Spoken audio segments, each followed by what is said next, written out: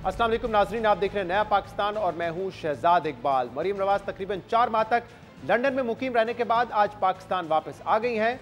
मरीम नवाज कल Abu Dhabi में एक रोज़ा क़याम के बाद आज लाहौर पहुंची हैं, जहां नून लीग के रहनुमाओं और कारकुनों ने उनका इस्तकबाल किया। मरीम नवाज ने इस मौके पर एयरपोर्ट के बाहर जमा पार्टी कारकुनान से खिताब भी किया और उस खिताब के बाद मरीम नवाज जाती उम्रा के लिए रवाना हो गई। अहम बात यह है कि मुल्क वापसी पर मरीम नवाज को पार्टी को मुतहर्रिक और मुनज़्ज़म करने के लिए नून लीग का सीनियर नायब सदर और चीफ ऑर्गेनाइजर भी मुकर्रर किया गया है।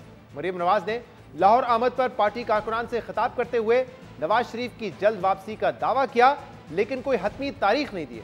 मरीम नवाज ने इमरान खान का जिक्र करते हुए कहा कि चंद दिन पहले इमरान खान ने अपनी हुकूमत खुद खत्म की और अब इसके बाद वो रो रहा है। अब इमरान खान रोता ही रहेगा।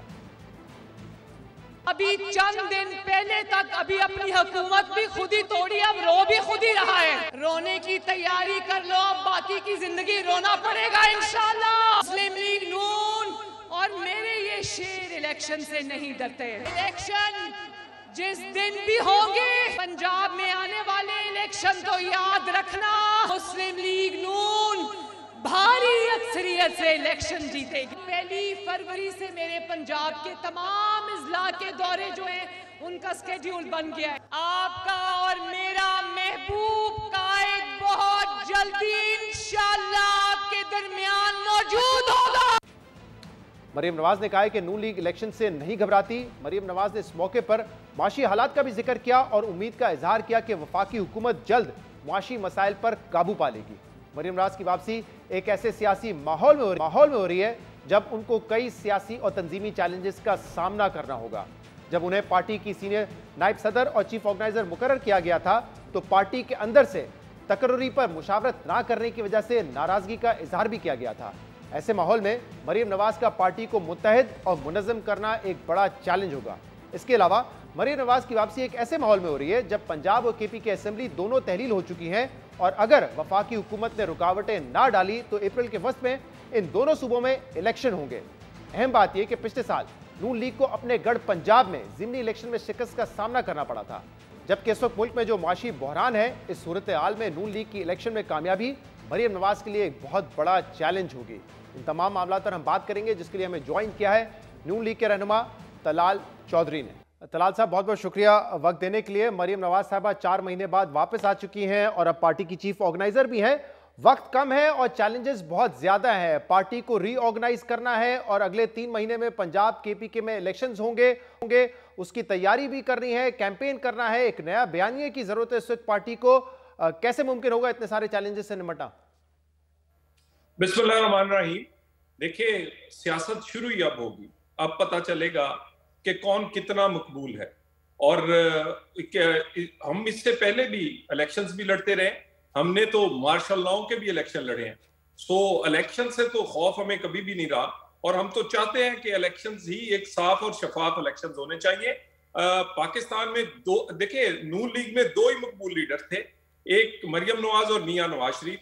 दोनों को 2018 में एक पूरी साजिश के तहत नाहिल किया गया, पाबंदे सलासल किया गया, ना वो इंतखाबी मुहिम चला सके, ना वो उसके बाद क्या कहते हैं वो इंतखाबात में हिस्सा ले सके। उसके बावजूद वो तमाम रिगिंग, जिसका मैं आरटीएस सिस्टम से बैठने से लेके नैब की कार्रवाइयों से लेके क्या क्या करवाऊं, हम उसके बावजूद एक बड़ी पार्टी के तौर पे उभरे। इंशाअल्लाह ताला जब साफ और शफाफ इलेक्शन होगा तो हमें कोई शक नहीं है, हम अपना इलेक्शन परफॉर्मेंस की बेस पे लड़ेंगे। हमने गाली की, नफरत की सियासत नहीं करनी, हम काम की सियासत करेंगे। और हम चाहेंगे कि हमारा मुकाबला हो कि इमरान खान ने 10 साल केपीके में हुकूमत की, पाकिस्तान में 4 साल हुकूमत की, उसने पाकिस्तान को क्या दिया और हमने क्या दिया है। और जो मुश्किल हालात है उसका हमें बिल्कुल इदराक है और इंशाअल्लाह ताला हमारा एक ही स्लोगन होगा, नवाज शरीफ आएगा, गरीब का चूल्हा चलाएगा, पाकिस्तान की मईशत और गरीब की रोटी रोजी सबसे बड़ा चैलेंज। ये बड़ा अच्छा बयानिया है, लेकिन 1 साल पहले ही अच्छा बयानिया था। अब महंगाई तहरीक इंसाफ के दौर के मुकाबले में डबल से ज्यादा हो चुकी है और मजीद इसमें इजाफा होगा और बहुत सारे प्रॉब्लम्स हैं, आपको पता ही है। और अगर आप देखें कि जुलाई में जब बाई इलेक्शन हुए, इसके बाद अक्टूबर में बाई इलेक्शन हुए, तो वहां पे मरीम नवाज ने कैंपेन भी की, लेकिन आपकी पार्टी हार गई। उस वक्त वफाक में आपकी हुकूमत थी, पंजाब में आपकी हुकूमत थी। तो अब यकीनन आपको पार्टी को एक नया बयानिया तो देना पड़ेगा ना। महंगाई ज्यादा हो रही है, पार्टी की मकबूलियत इलेक्शंस में तो हमने देखा कि कम नजर आई। ये बड़ा चैलेंज है ना आपके लिए। देखिए, अगर आप पाकिस्तान में 70 साल 75 साल में नून लीग के 9 साल निकाल दें तो पाकिस्तान वापस 1947 पे चला जाता है। कोई मोटरवे हो, कोई आपका बड़े प्रोजेक्ट्स हो, कोई आपके बिजली के कारखाने हो, पाकिस्तान की इकोनॉमी हो, पाकिस्तान का इंफ्रास्ट्रक्चर, गरीब की रोटी, मईशत, हर चीज में अगर कोई परफॉर्मेंस किसी पार्टी ने दी है तो वो नून लीग ने दी है। हम तो परफॉर्मेंस की बेस पर ही इलेक्शन लड़ना चाहते। पाकिस्तान की 70 साल की तारीख में एक हुकूमत 2013 से 18 जो कि नवाज शरीफ हेड करता था, वाहिद हुकूमत है 70 साल में जिसमें आटा, चीनी, घी की कीमत में 1.98 का लेकिन तलाल साहब, जो आप बातें कर रहे हैं वो तो आपकी 2013 से 2018 की हुकूमत हो या 90 की हुकूमत की आप बात कर रहे हैं। लेकिन लोग तो रीसेंट परफॉर्मेंस देखते हैं ना। जब आपने तहरीक इंसाफ की हुकूमत को हटाया और कहा महंगाई मुकाओ मार्च करके हम इनको हटाएंगे, तो अब सवाल तो आपसे होगा ना कि इन मुश्किल हालात में आपने क्या मुल्क को बेहतर किया है या मुल्क को और खराब किया है। सवाल यह भी होगा कि जिन इसहाक डार साहब को आप इतने नाजों से लेकर आए थे, उन पे उम्मीदें बांधी थी कि तजुर्बेकार हैं, उनको लाने के बाद से माशी हालात बेहतर हुए हैं या बदतर हुए हैं क्योंकि वक्त पे फैसले नहीं लिए गए? देखिए, शुक्र करें अभी भी इसहाक डार जैसे लोग हैं जो पाकिस्तान की खिदमत कर सकते हैं, जो कि इस मुश्किल से पाकिस्तान को निकाल सकते हैं, जिन्होंने माजी में भी निकाला है। देखिए, ये सब कुछ जो है ये हमें किया कराया मिला है। इसकी बुनियाद पिछले 4 साल में इमरान खान ने रखी है। हमने तो वो पाकिस्तान छोड़ा था जिसमें महंगाई पाकिस्तान की तारीख से सबसे कम 2% थी, जिसमें आटा, चीनी, घी की कीमत 1 रुपया नहीं बढ़ी थी, जिसमें गरीब के लिए आसानियां थी। पाकिस्तान टेक ऑफ कर रहा था, हमारी स्टॉक एक्सचेंज दुनिया की बेहतरीन स्टॉक एक्सचेंज थी, डॉलर कंट्रोल में था। ये पाकिस्तान इमरान खान ने हमें दिया है। और ये इस पाकिस्तान बिगड़े हुए को, इस डिफॉल्ट करते हुए पाकिस्तान को, इस बुरी मईशत को हमने अपनी सियासत की को दौ पे लगा के पॉलिटिकल कैपिटल। ये बात दुरुस्त है, जब आपको हुकूमत मिली तो उस वक्त कई चैलेंजेस का सामना था, लेकिन उन चैलेंजेस का इदराक आपको था। तो सवाल उसके बाद का ही होगा ना कि जब चैलेंजेस थे आपके सामने, क्या आपने उनको बेहतर तरीके से डील किया या नहीं किया? और कहीं से भी उसका जवाब इस वक्त आपको मुस्बत नहीं मिलेगा। जो मार्च 2022 में हालात थे और आज जनवरी 2023 में जो हालात हैं वो उससे बदतर है ना। देखिए, जिस तरह की बुनियाद मिली, जिस तरह का पाकिस्तान मिला, आने वाले दिनों में उसी तरह उसकी ये सब कुछ आपको नजर आ रहा है। मगर बहुत सारी चीजें बहुत जल्दी ठीक नहीं हो सकती। और हम एक कोलिशन गवर्नमेंट में है और उसके बाद एक ऐसा बच्चा और ऐसा सियासी लीडर पाकिस्तान में है जो कि अफरा तफरी, जिसको सिर्फ अपनी जात का है, कभी असेंबलियां तोड़ो, कभी फला, और पाकिस्तान को डिस्टेबलाइज करने पे लगा हुआ है। और हमारे पास टाइम भी कम है। उसके बावजूद सबसे बड़ा चैलेंज इस वक्त डिफॉल्ट से बचाना है। हमने अपने पॉलिटिकल कैपिटल का प्रवाह किए बगैर पाकिस्तान को बचा रहे हैं। मेरा ख्याल है कॉस्ट बहुत बड़ी पे की है, लेकिन पाकिस्तान को बचाने के लिए अगर हमारी सियासत भी उस पर कोई लगी है तो ये कोई बड़ी बात नहीं। हाँ, अगला इलेक्शन लोग कंपैरिजन करेंगे, कौन सी टीम चला सकती है, कौन परफॉर्म कर सकती है। आपने कहा कि हम खौफजदा नहीं है इलेक्शन से, लेकिन एक तरफ से तहरीक इंसाफ है जो बार बार कह रही है कि गवर्नर साहब इलेक्शन की तारीख दें, लेकिन गवर्नर साहब जो कि नून लीग से ताल्लुक रखते हैं, बलीग रहमान साहब, वो इलेक्शन की तारीख नहीं दे रहे। तो तासुर ये उभर रहा है आपके हवाले से, और पाकिस्तान तहरीक इंसाफ कह रही है कि आप इलेक्शन से भाग रहे हैं।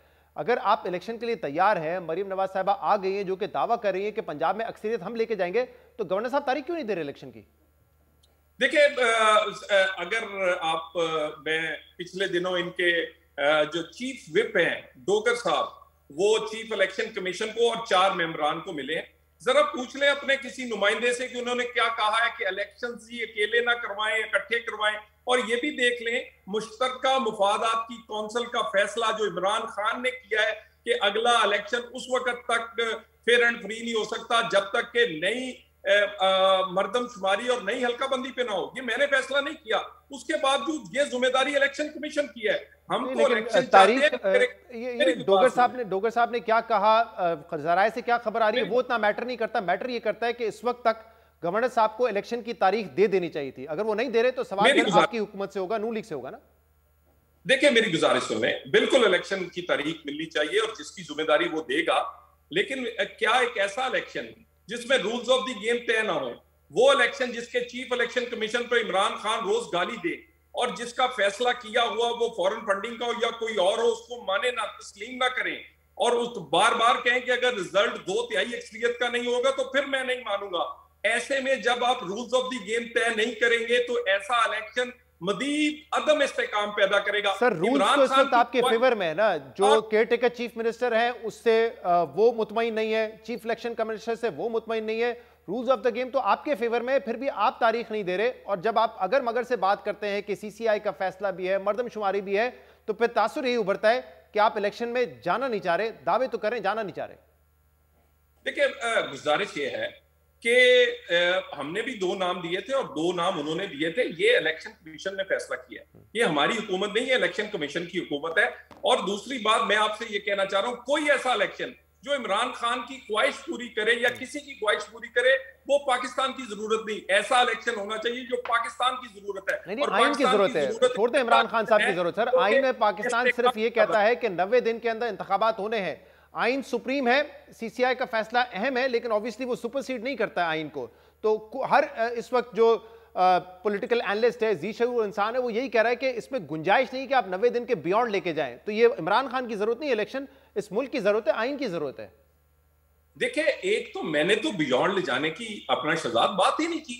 मैं तो, हम तो हैं ही आइन के पैरोकार, हम तो चाहते हैं आइन की ही हुक्मरानी हो और उसके बाद इलेक्शन करवाना, इलेक्शन कमीशन और पाकिस्तान में अदालतें भी हैं। मगर मेरा सवाल एक सियासी कारकुन के तौर पर, क्या एक ऐसा इलेक्शन जिसमें रूल्स ऑफ द गेम तय ना हो और वो इलेक्शन जो मुतनाज़े हो वो पाकिस्तान को इस्तेकाम दे सकता है या नहीं?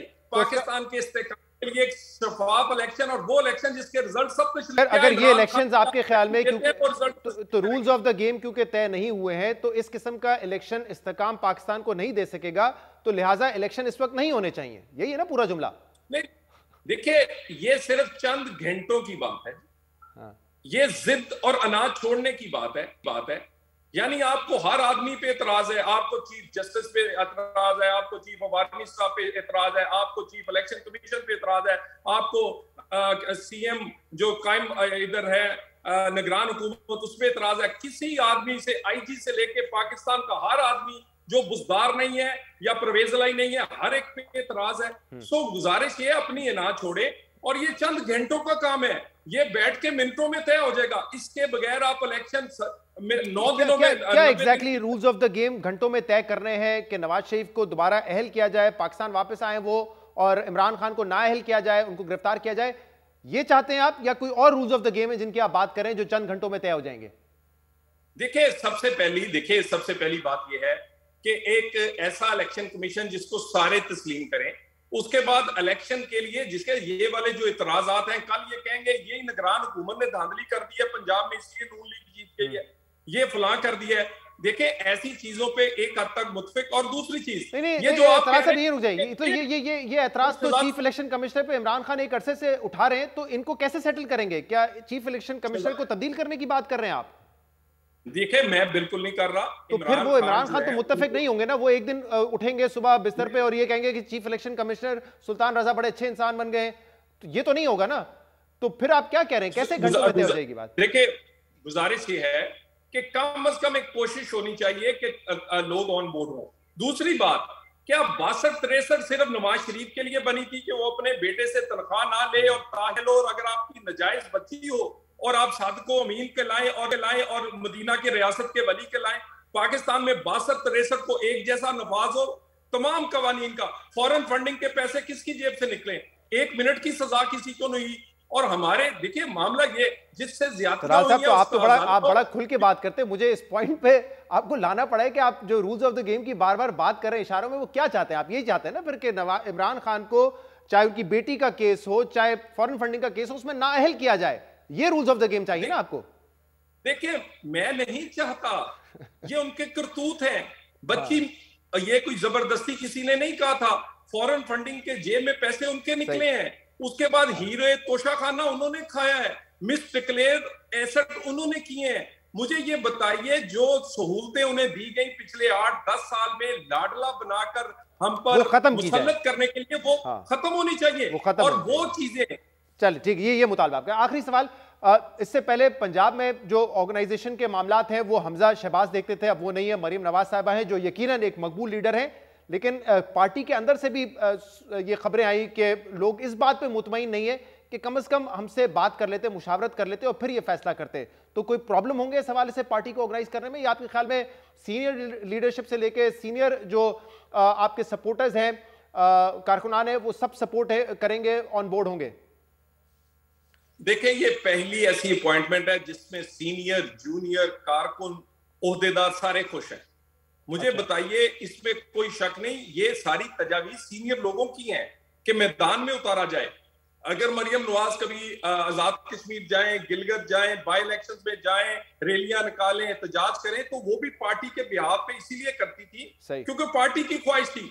आज तक वो तो खुद अपने लिए मेंबर भी नहीं बनी, कुछ उन्होंने जो दिया है पार्टी को दिया है, हमेशा पार्टी के लिए काम किया है। सो मेरा ख्याल है पार्टी की जरूरत थी, किसी को इतराज नहीं। आप आने वाले दिनों में देखेंगे सारे सीनियर, जूनियर, बहन भाई सब इकट्ठे मिलकर काम करेंगे। ठीक है, बहुत बहुत शुक्रिया, बहुत बहुत शुक्रिया। तलाल चौधरी साहब मौजूद थे, प्रोग्राम में शामिल करेंगे एक ब्रेक, इसके बाद इन्हीं मामलों पे तजिया हासिल करेंगे। हामिद मीर साहब हमारे साथ मौजूद होंगे। Stay with us.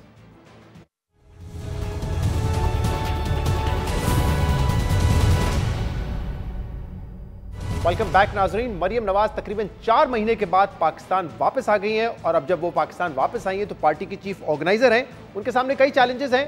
पार्टी को इलेक्शन कैंपेन में लेके जाना है, उन्होंने कहा है कि राब्ता मुहिम वो जल्द शुरू करेंगी।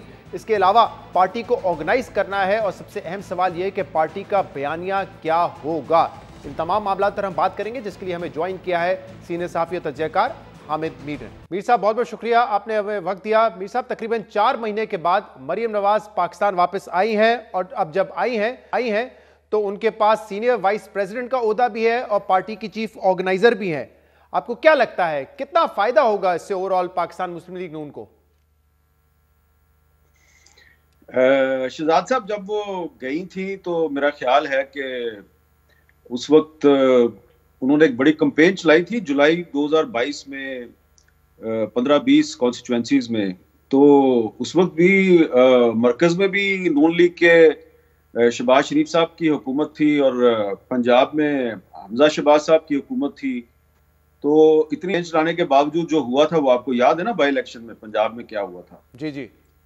तो अब सिर्फ एक ओहदा लेके वापस आने से तो मेरा नहीं ख्याल कि कोई फर्क पड़ता है, कि वो जो ओहदा है उससे ना तो जो डॉलर की परवाज है 7वें आसमान की तरफ, ना तो उस पर कोई असर पड़ेगा, और ना ही जो IMF के साथ मुआहदे के बाद जो महंगाई होनी है पाकिस्तान में उस पर असर पड़ेगा।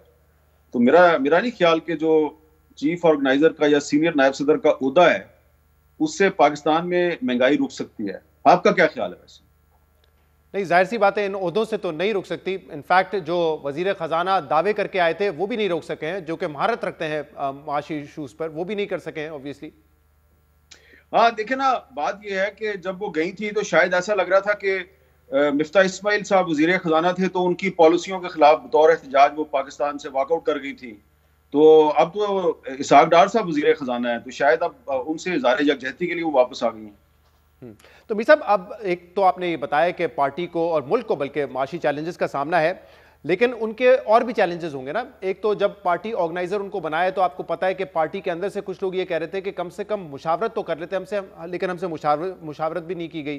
फिर उनका ऑब्वियसली इलेक्शन कैंपेन उन्होंने करनी है, PTI से मुकाबला करना है, और एक और चैलेंज जो है वो बयानिए का है। अब नून लीग क्या बयानिया लेके आएगी इस इलेक्शन कैंपेन में, जब देख रहे हैं कि महंगाई भी इतनी है। उसी महंगाई के हवाले से जब इससे आदी थी तो वो तहरीक इंसाफ पे तनकीद करते थे, फिर वो कहते थे कि इस्टेब्लिशमेंट तहरीक इंसाफ को लेके आई है। अब तहरीक इंसाफ ये इल्जाम लगा रही है कि इस्टेब्लिशमेंट ने हमारी हुकूमत गिरा के इनको मुसल्लत किया है।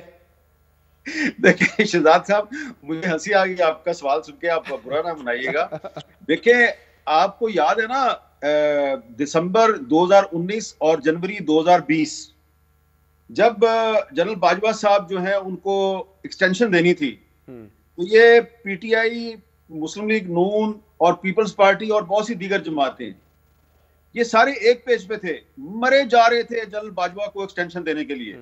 तो इस लिहाज से देखा जाए तो इमरान खान, नवाज शरीफ और आसिफ अली जरदारी, मरियम नवाज और बिलावल भुट्टो जरदारी और जो असद उमर साहब हैं, इनकी जो पहली सफ की लीडरशिप है, दूसरी सफ की लीडरशिप है, ये सारे के सारे ऑन बोर्ड थे और एक दूसरे के साथ हाथों में हाथ देके इन्होंने पाकिस्तान की कौमी असम्बली से एक लॉ पास करवाया जिसके तहत इन्होंने जनरल बाजवा को एक्सटेंशन दी। आज देखें कि इनमें कितनी सिमिलैरिटी है। ये सारे मिलकर जनरल बाजवा को एक्सटेंशन देते हैं और उसके बाद फिर मिलकर ये सारे के सारे जनरल बाजवा को बुरा भला भी कहते हैं। अब पहले शुरू की जो जनरल बाजवा साहब के खिलाफ कैंपेन है वो इमरान खान ने शुरू की, अब उसमें मुस्लिम लीग नून भी शामिल हो गई है और पीपल्स पार्टी भी शामिल हो गई है। तो तीनों ये जो हमारी बड़ी पार्टियां हैं, अनफॉर्चुनेटली बदकिस्मती से इनमें फर्क कोई नहीं है। और इनमें एक और भी बड़ी कॉमन चीज है और वो ये है कि अब आपने देखा ना, आप बता रहे हैं कि मरियम नवाज शरीफ साहबा के पास 2 नए ओहदे आ गए हैं। तो ये एक सवाल बनता है बतौर एक अखबार नवीस के, किसी को मैं ऑफेंड नहीं करना चाहता, क्या कोई इलेक्शन हुआ है इन ओहदों पे? कोई इलेक्शन के नतीजे में उनको ये ओहदे मिले हैं? क्या पीपल्स पार्टी में कोई इलेक्शन होता है? क्या तहरीक इंसाफ में कोई इलेक्शन होता है? और आप सबको पता है कि ये सारी पार्टियां जमहूरियत की दावेदार हैं, लेकिन इन पार्टियों के अंदर जो है वो जमहूरियत नहीं है। यही इनका प्रॉब्लम है। प्रॉब्लम इनका यही है कि इनके कौलो फेल में तजाद है, ख्वा इमरान खान हो, ख्वा नवाज शरीफ साहब हो, ख्वा जरदारी साहब हो, ये एक दूसरे पे तनकीद करते हैं, लेकिन जनरल बाजवा को एक्सटेंशन भी मिलके देते हैं, फिर उसको बुरा भला भी मिलके कहते हैं और फिर पार्टियों में इलेक्शन भी मिलके नहीं कराते। अच्छा मीर साहब, क्योंकि आपको हंसी आ गई मेरे सवाल पर, इसलिए मैं अब सवाल का सिर्फ जो पहला हिस्सा है वो दोहराऊंगा कि आपको क्या लगता है कि नून लीग अब किस बयानिए के साथ कैंपेन में जाएगी? क्या क्या क्या वो सेल करेंगे इस वक्त अपने वोटर्स को, अपने सपोर्टर्स को? नहीं, ये तो मुझे बिल्कुल भी कोई अंदाजा नहीं है कि उनके पास अब बेचने को क्या रह गया है। कुछ भी नहीं है उनके पास। देखे ना, इमरान खान साहब जो हैं वो जब जनवरी 2022 में, ठीक 1 साल पहले जनवरी 2022 में सब उन पे तनकीद कर रहे थे, लोग भी उनसे नाराज थे, उनकी अपनी पार्टी के एमएनए भी उनसे नाराज थे। तो जनवरी 2023 में एग्जैक्ट वही सिचुएशन जो है वो अब मुस्लिम लीग नून की है और पीपल्स पार्टी की भी है। लेकिन अब ऐसा लगता है कि बाय डिफॉल्ट ये जो पिछले 8-10 महीने में जो इस मखलूत हुकूमत की जो कारकर्दगी है, इसकी जो नाअहली है, इसकी जो इकोनॉमिक पॉलिसियों ने जो पाकिस्तान में एक बहरान पैदा किया है, तो उसकी वजह से बाय डिफॉल्ट इमरान खान साहब को फायदा हो सकता है। इमरान खान साहब ने भी अपने दौरे हुकूमत में कोई कमाल नहीं किया, वो भी 124A के बगावत के मुकदमे बना रहे थे अपने मुखालिफिन। मतलब आप ये कहना चाह रहे हैं नाअहली का मुकाबला है? जी बिल्कुल, आपने सही कहा शहजाद साहब। इन दोनों में नाअहली का मुकाबला है कि कौन ज्यादा नाअहल है, कौन ज्यादा इनकॉम्पिटेंट है, किसकी पॉलिसियों से पाकिस्तानी अवाम को ज्यादा तकलीफ और नुकसान पहुंच सकता है। तो ये मुकाबला है। इमरान खान साहब ने जितना नुकसान 3.5 साल में पहुंचाया पाकिस्तानी अवाम को और पाकिस्तान को और पाकिस्तान की मईशत को, शहबाज शरीफ साहब की मखलूत हुकूमत ने उतना नुकसान 9-10 महीने में पहुंचा। हामिद साहब, आपको याद होगा कि जब इमरान खान वजीर आजम थे तो उनसे भी ये कहा जाता था कि आप अपनी कारकर्दगी, अपनी गवर्नेंस में तवज्जो दें, लेकिन आपका सारा फोकस मुखालफिन को पकड़ने पर है। और आपको याद होगा कि उस वक्त इमरान खान कहते थे कि मैं अपने मुखालफिन को रुलाऊंगा।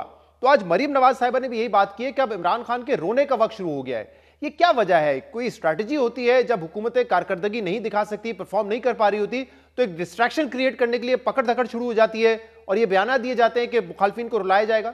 देखें, वो 3-4 महीने के बाद पाकिस्तान वापस आई हैं। मैं कुछ ज्यादा ऐसी बात नहीं करना चाहता कि उनको ये लगे जनाब कि हम इंतजार कर रहे थे कि वो आए और हम उन पर तनकीद शुरू कर दें। लेकिन क्योंकि आपने सवाल किया है तो मैं उनको दावत दूंगा कि अगर कभी उनके पास टाइम हो तो जरा वो आपको और मुझे लेके चलें लाहौर के अनारकली में या रावलपिंडी के राजा बाजार में या कराची के तारक रोड पे, लेकिन उनके साथ कोई नहीं होना चाहिए। और फिर जैसे ही लोग उनको देखेंगे ना तो वाकई लोग रोना शुरू कर देंगे। और ये बात उन्होंने बिल्कुल सही कही है कि अब हम सब के रोने का वक्त शुरू हो चुका है और हम सारे ही रो रहे हैं। ये उनको चाहिए कि अपने लाहौर शहर में निकलें जरा और जाके लोगों से पूछें, लोग वाकई रो रहे हैं। और लेकिन इनका मसला ये है कि जनाब इमरान खान बहुत बुरा है, इमरान खान का मसला ये है कि नवाज शरीफ और आसिफ जरदारी बहुत बुरे हैं। लेकिन इस वक्त पाकिस्तानी अवाम का मसला ये है कि हम जिंदा कैसे रहें। तो इनको शायद ना डिस्कनेक्ट है इनका पाकिस्तानी अवाम के असल मसाइल का, इनको बिल्कुल नहीं पता। और अभी भी जो तकरीर उन्होंने की और जो तकरीर इमरान खान करते हैं और जो तकरीर फिर बिलावल साहब करते हैं, तो उसमें ये देखें कि उनको अवाम के मसाइल का अदराक नहीं है। वो एक दूसरे को रुलाना चाहते हैं लेकिन हकीकत में वो पूरी पाकिस्तानी कौम को रुला रहे हैं। सही, आपने खिताब का जिक्र किया। कल इमरान खान ने अपने खिताब में एक और साजिश का जिक्र किया है। उन्होंने बताया कि पहले मुझे मारने के लिए प्लान ए बनाया, फिर बी बनाया, जो इंप्लीमेंट करने की कोशिश की गई, और अब वो कह रहे हैं कि एक प्लान सी है जिसमें आसिफ अली जरदारी साहब, जिनके पास करप्शन का पैसा है, उन्होंने एक दहशतगर्द जमात को साथ मिलाया हुआ है और ऑब्वियसली सपोर्ट है दहशतगर्द जमात को एजेंसीज, ताकतवर एजेंसीज की। आज पीपल्स पार्टी ने कहा है कि उनके खिलाफ कानूनी कार्रवाई भी करेंगे इस बयान पे। आपको लगता है कि इस बयान को क्या संजीदगी से लेना चाहिए या बेसलेस बयान है एलिगेशन इमरान खान की? देखें, पीपल्स पार्टी को राइट है कि वो अपने आप को डिफेंड करें, उनको ये भी राइट है कि वो इमरान खान साहब के खिलाफ कानूनी कार्रवाई करें, लेकिन हमारी पाकिस्तान की जो सियासी तारीख है वो ऐसी है कि जब कोई सियासतदान, कोई सहाफ़ी ये कहता है कि मेरी जिंदगी को खतरा है, तो उसकी कोई ना कोई बुनियाद होती है। कोई ऐसे नहीं कह देता कि मेरी जिंदगी को खतरा है। आप देखें, हमारा पहला प्राइम मिनिस्टर लियाकत अली खान, वो कत्ल हो गया। फिर उसके बाद जो एक और elected prime minister Zulfikar Ali Bhutto साहब, उनको फांसी दी गई, वो भी जुडिशल मर्डर कहा जाता है। बेनजीर भुट्टो साहब ने भी इसी तरह अपनी शहादत से पहले उन्होंने खतूत लिखे थे, इंटरव्यू दिए थे। मुझे उन्होंने जाती तौर पे कहा था कि मुझे कत्ल करने का मंसूबा बना दिया गया है। जब वो उस वक्त ये कहती थी तो उनका मजाक उड़ाया जाता था। फिर इमरान खान साहब ने भी पिछले साल नवंबर में अपने पे हमले से पहले इस तरह की बातें की थी कि मुझे कत्ल करने की साजिश की गई है। ये हो सकता है कि उनका अंदाजा गलत हो, वो शायद सियासी वजूहात की बुना पर वो आइडेंटिफाई नहीं कर पा रहे कि एक्चुअली साजिश कौन कर रहा है। लेकिन आप ये तो देखें ना कि हमारे जो सियासतदान हैं उन पर हमले होते हैं, उन पर कातलाना हमले होते हैं, वो बम धमाकों का शिकार होते हैं। पॉलिटिकल असैसिनेशंस की पाकिस्तान में एक लंबी हिस्ट्री है। तो इसलिए इमरान खान साहब जो हैं वो, उन्होंने अगर जो भी कहा है, पहले भी उन्होंने कहा था तो उन पर हमला हो गया, अब वो दोबारा यही बात कर रहे हैं, तो उसको सीरियस लेना चाहिए। ठीक है, जिन पर वो इल्जाम लगा रहे हैं उनको ये कानूनी हक हासिल है कि वो अपना दफा करें और इमरान खान साहब के इल्जाम का जवाब दें, लेकिन ये हुकूमत वक्त की जिम्मेदारी है। ये वफाकी हुकूमत की और पंजाब की निगरान हुकूमत की जिम्मेदारी है कि इमरान खान साहब की सिक्योरिटी का खातिर ख्वाह बंदोबस्त करे।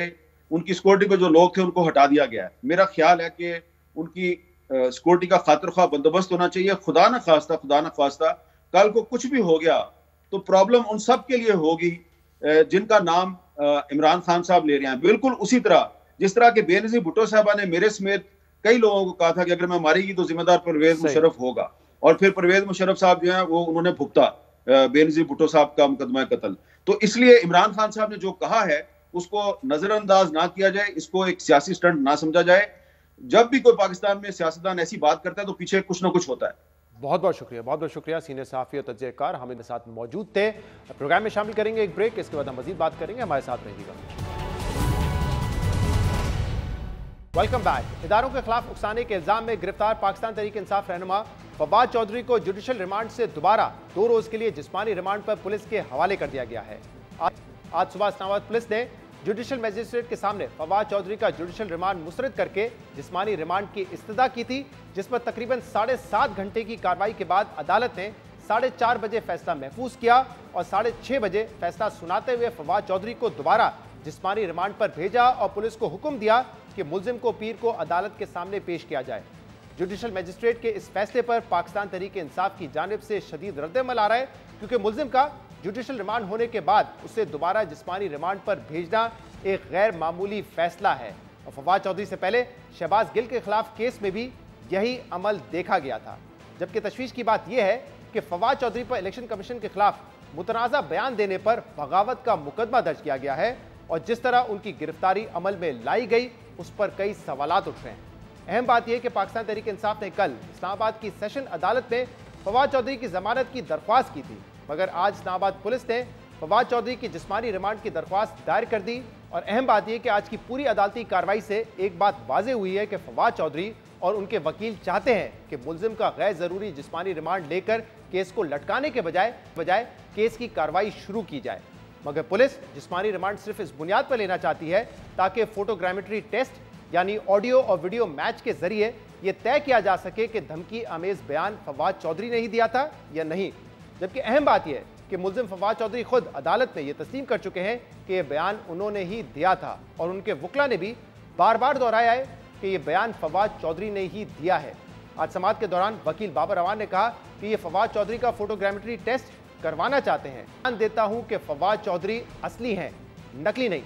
वकील फैसल चौधरी ने कहा कि फवाद चौधरी का मोबाइल भी ले लिया गया है। मोबाइल की क्या जरूरत है? बयान फवाद चौधरी ने दिया है, मोबाइल ने नहीं। पुलिस की जानिब से जिस्मानी रिमांड की इस्तदा पर अदालत ने इस्तगासा से इस्तफसार किया कि 2 रोज के जिस्मानी रिमांड में क्या तफ्तीश की, जिस पर इस्तगासा के वकील ने कहा कि 2 रोज का जिस्मानी रिमांड मिला, मगर अमलन हमें 1 दिन ही मिल सका है। फोटोग्रामेट्री टेस्ट करवाना है जो पंजाब फॉरेंसिक लैब में होना है, जिसके लिए उन्हें लाहौर साथ लेके जाना जरूरी है। सरकारी वकील ने अदालत में यह भी कहा कि फवाद चौधरी से इलेक्ट्रॉनिक डिवाइसेस बरामद करनी है। मोबाइल, लैपटॉप और दीगर डिवाइसेस के जरिए ये देखना है कि फवाद चौधरी के बयान के पीछे कौन है। आज समाअत के दौरान फवाद चौधरी की कानूनी टीम और उनकी अहलिया की शिकायत के बाद अदालत ने फवाद चौधरी की लीगल टीम और अहलिया से मुलाकात की इजाज़त दी। फवाद चौधरी से मुलाकात के बाद उनकी अहलिया ने बताया कि फवाद चौधरी को उनकी बेटियों से मिलने की इजाज़त नहीं दी जा रही। कपड़ा फिर इन्होंने डाला है और जिस तरीके से उनको लाया गया है, हथकड़ियाँ ऐसे लगाई हुई थी उनके हाथ में और लिटरली वो हाथ मूव भी नहीं कर पा रहे थे। मुझे नहीं पता ये हथकड़ियाँ 3 घंटे से लगी हुई हैं या पूरी रात भी लगाई रखी हैं, क्योंकि हमें किसी किस्म का अपडेट नहीं किया गया है। जब फवाद साहब को पता चला, उन्होंने मेरे से पूछा, उन 2 बेटियां निसा और मेरा, जिनकी उम्र 5.5 साल और 4.5 साल है, वो कैसी हैं, तो लिटरली वो कोर्ट कमरा अदालत में रो पड़े। फवाद चौधरी की गिरफ्तारी और उन्हें हथकड़ियां डालकर और चेहरे पर कपड़ा डालकर पेश करने पर चेयरमैन पाकिस्तान तहरीक इंसाफ इमरान खान ने भी शदीद रद्द-ए-अमल दिया है। इमरान खान ने अब से कुछ देर पहले चीफ जस्टिस पाकिस्तान के नाम खत में फवाद चौधरी के आईनी हकूक के तहफ़्फ़ुज़ की अपील की है, जबकि उन्होंने अपने ट्विटर पैगाम में कहा है कि फवाद चौधरी को एक दहशतगर्द की तरह अदालत में पेश किया जा रहा है। इससे जाहिर होता है कि इम्पोर्टेड हुकूमत और रियासत गिरावट की किन गहराइयों में उतर चुके हैं। आजम सवाती और शहबाज गिल से भी यही सलूक किया गया। हम एक बनाना रिपब्लिक बन चुके हैं। फवाद चौधरी को जुडिशल रिमांड से दोबारा जिस्मानी रिमांड पर भेजने से जुड़े मामलों पर हम बात करेंगे, जिसके लिए हमें ज्वाइन किया है उनके भाई और वकील फैसल चौधरी साहब। बहुत बहुत शुक्रिया वक्त देने के लिए। फैसल साहब, आपने फवाद चौधरी साहब की जमानत की दरख्वास्त डाली हुई थी, लेकिन फिर आज ये क्या हुआ अदालत में कि जो उनका जुडिशल रिमांड था उसको मुस्तरद करके 2 रोजा मजीद जिस्मानी रिमांड दे दिया गया फवाद चौधरी साहब का? क्या ये एक मामूल की बात है कि एक दफा जुडिशल हो चुका हो तो इसके बाद दोबारा फिजिकल रिमांड दिया जाए? नहीं, ये मामूल की बात नहीं है शहजाद साहब। ये हमारे जो लीगल जब एक दफ़ा जब जुडिशल यानी जेल कस्टडी में दे दिया जाता है एक्यूज़ को, तो उसके बाद उसका रिमांड कैंसिल करना एक्सेप्शनल है। और जिस तरह से आज बुला के रिमांड जो है वो, अगर आप रिमांड ऑर्डर आपने पढ़ा हो, आपके पास हो, तो उसका पैरा 10 जो है वो बड़ा इंटरेस्टिंग है। उसमें जो वर्दी इलाका मजिस्ट्रेट साहब उन्होंने कहा कि मुझे ऊपर वाली कोर्ट ने ये डायरेक्शंस दी हैं, लिहाजा एक्सीड करते हुए मैं 2 दिन का रिमांड देता हूँ। तो ये ऊपर वाली कोर्ट को ये रिवीजन जो है ये बगैर नोटिस किए जो है 99.9%, तो ये इस तरह ही हो जाती हैं। एक शहबाज गिल एपिसोड रिपीट किया गया है, यानी जुडिशल हुआ, लेकिन शहबाज गिल साहब का केस और नौयत का था, ये केस तो बिल्कुल ही और नौयत का है। ठीक है, उन दोनों के बावजूद स्पीच से मुतल्लिक़ थे और ये एपिसोड जो है वो रिपीट किया गया है। अब उससे बहुत सारी बातें ज़्यादा जो है वो नहीं कही जा सकती। फैसल साहब, आज पुलिस की तरफ से ये भी दरख्वास्त की गई कि उनको फिजिकल रिमांड चाहिए ताकि फवाद चौधरी का फोटोग्रामेट्री टेस्ट करवाया जाए। इस टेस्ट की क्या ज़रूरत है जब फवाद खुद ही कह रहे हैं कि ये बयान मैंने दिया है? सर, ये आज भी उन्होंने ये कहा कि मैं इससे बिल्कुल डिनाई नहीं करता, ये मेरा ही बयान है और ये स्पीच इसलिए मैंने की है कि जो अगर हम इसको तनकीद करना बंद कर देंगे पावरफुल इदारों के ऊपर, उनकी रॉन्ग डूइंग्स की निशानदेही करना बंद करेंगे, और अगर मुझे ये कहा जाए कि ये तुम बयान वापस ले लो या स्पीच जो है तुम्हारी नहीं है, तो या मैं कहूँ कि मेरी नहीं है या मैं इसका कंटेंट्स डिनाई करूँ, तो that will be end of democracy in Pakistan. आप जो है फ्रीडम ऑफ स्पीच को ख़त्म कैसे कर सकते हैं? And then he further added के इदारों, जो ताकतवर इदारे हैं इलेक्शन कमीशन जैसे, वो अपनी इज्जत जो है कॉन्डक्ट से करवाएं, वो डंडे से तो नहीं हो सकती। तो हमने तो ये तस्लीम कर लिया कि, और हमने ये भी कहा कि आप जब भी आप चाहेंगे हम आपके लिए हाजिर हैं, पंजाब लेके जहाँ पे जाना है जिस काम के लिए हम कोऑपरेट भी करते हैं। सुप्रीम कोर्ट के वो वकील हैं सीनियर सियासतदान भी हैं, फॉर्मर इंफॉर्मेशन मिनिस्टर हैं, लॉ मिनिस्टर हैं पाकिस्तान के, जिस तरह से उनको लाया जाता है कपड़ा डाल के और जिस तरह से हथकड़ियाँ जो हैं हैंडकफ्स लगाई जाती हैं, जो है बेसिक जो होती है एक डिग्निटी और ऑनर बंदे का, या एक बेसिक जो फंडामेंटल्स हैं उनको भी ऑब्जर्व नहीं किया जा रहा। देखिए इससे ज़ाती क्या होगी इससे बढ़ के कि एक वकील को उसकी अदालत में हथकड़ी लगा के और मुंह पे कपड़ा डाल के, मुंह पे कपड़ा नहीं डालते हैं। अच्छा, आज जज साहब ने, जो मजिस्ट्रेट साहब ने आईओ साहब को मना किया, उन्होंने मना किया, सीढ़ियों पे जाते हुए फिर कपड़ा डाल दिया। मतलब उसके बाद उन्होंने बना के सर्जनिश तो की, लेकिन ये तो हालात हैं कि पुलिस ने किसी के ऑर्डर जो हैं उनको दरखौर एतना भी नहीं समझा और बिल्कुल उसको डिसरिगार्ड किया। इस केस में बार बार ये क्यों कहा जा रहा है कि फवाद चौधरी साहब की जो इलेक्ट्रॉनिक डिवाइसेज हैं, उनका फ़ोन हो गया, उनका लैपटॉप हो गया, वो इस वक्त दरकार है? जो बयान है वो सामने है, फवाद चौधरी साहब बयान को ऑन कर रहे हैं, तो वो लैपटॉप और टेलीफोन, मोबाइल फ़ोन की क्या ज़रूरत है? मुझे समझ में नहीं आती है कि क्या वो बयान जो है वो लैपटॉप ने दिया है या मोबाइल ने दिया है। वो तो एडमिशन के बाद तो कोई बात ही नहीं होनी चाहिए। वो अब उस पर मोबाइल फ़ोन तो, और अच्छा आज एक बड़ी इंटरेस्टिंग बात हुई, ये भी मैं आपको बताऊं, आज इन्होंने रिपोर्ट जमा कराई है मजिस्ट्रेट साहब के सामने कि वो मोबाइल फ़ोन हमारे कब्ज़े में। ये जब जुडिशल हुए थे कल, हमने एप्लीकेशन दी फवाद साहब ने कि मेरा मोबाइल इनके कब्जे में, उसके बाद उन्होंने रिपोर्ट दी कि हाँ ये हमारे कब्जे में और हम इसका फ्रेंसिक करने भेज रहे हैं। फैसल साहब, वैसे ये जिस्मानी रिमांड मजीद 2 दिन का जो दिया गया है, इसकी मंतक आपको क्या नजर आ रही है? क्या आप लोगों को ये खदशा है कि कस्टोडियल टॉर्चर हो सकता है फवाद चौधरी साहब के साथ, जैसे कि आजम सुवाती साहब के साथ हुआ मुबैना तौर पर, या शहबाज गिल के साथ हुआ? क्योंकि अब से कुछ देर पहले खत भी लिखा है इमरान खान ने चीफ जस्टिस ऑफ पाकिस्तान को कि जो डिग्निटी है फवाद चौधरी साहब की उसको सिक्योर किया जाए, ह्यूमन राइट वायलेशन ना हो उनके साथ।